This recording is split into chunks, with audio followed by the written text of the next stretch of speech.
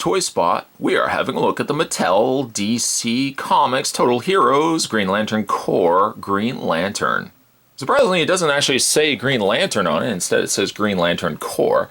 Clearly, though, this is Hal Jordan. Hal Jordan looks like he comes with an energy construct of some sort of double-edged, double-bladed axe. Up at top, there's an image there of Green Lantern. This is Spot's continued look at the Total Heroes line. We've already had a look at a slew of them, and we're going to be continuing on in this video as well.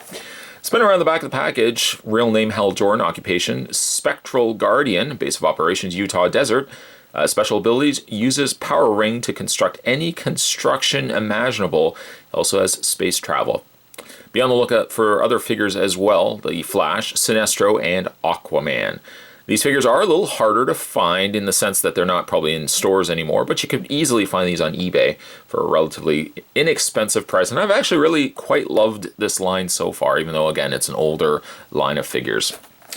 Spot's going to take a break and get this opened up. When we come back, though, we're going to get a better look at the Total Heroes Green Lantern Corps Hal Jordan. There's more heading away, guys. Don't go anywhere. Stay tuned.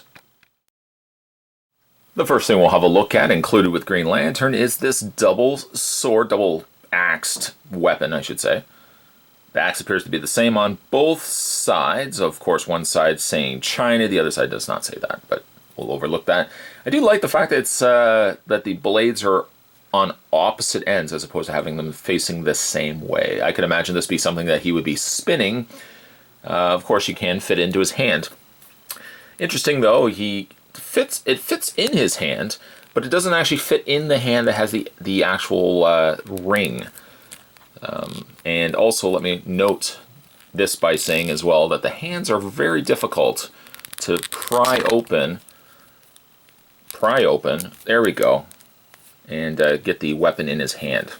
So even though he doesn't actually hold it in this hand, which I would think be more the accurate way of him holding it, instead he actually holds it on this side. And you can display him like that. Let's go ahead. For all that effort, let's take the weapon back out of his hand. And let's have a look at the figure.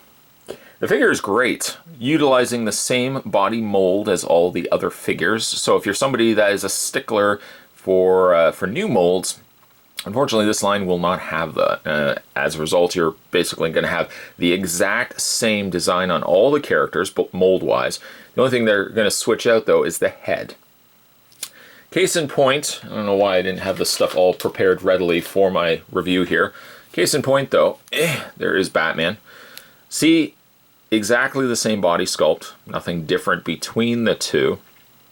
One thing, though, to note is with the Green Lantern, the lining, the little outlining here on the torso, actually is utilized here for the areas that are painted in green.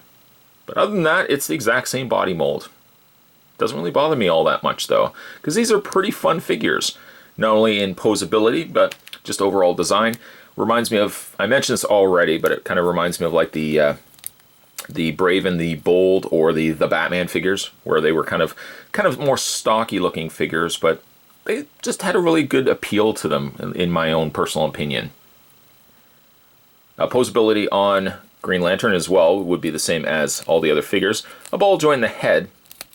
For some reason, though, he's got more of a sloppier paint application there to the collar. Other than that, though, paint's not that bad, actually. The ring, unfortunately, has no detail to it. It's just one circular piece, although it is sculpted. It's not just they took paint and attached it to the wrist, or to the fist. It's actually been sculpted over top of the finger, so I like that. Continuing on, though, his shoulders hinge out. Full rotation around. He has a bend in the elbow. Rotation at the forearm. Rotation at the hand. Waist swivel. And ball joint legs. Hinge knees, which this one knee is really stiff here. And also a hinge in the foot. There's just the underside of the feet. They do have peg holes, unfortunately no display stands, which I think could have gone a long way with this line. I think also the line it reminds me of too is the Spectacular Spider-Man line. Just kind of that bulky look. Some of the earlier figures didn't have as much, but the later figures had a lot more in the way of posability. Just kind of reminds me of that line too. I like the line. I just wish that they had done more with it.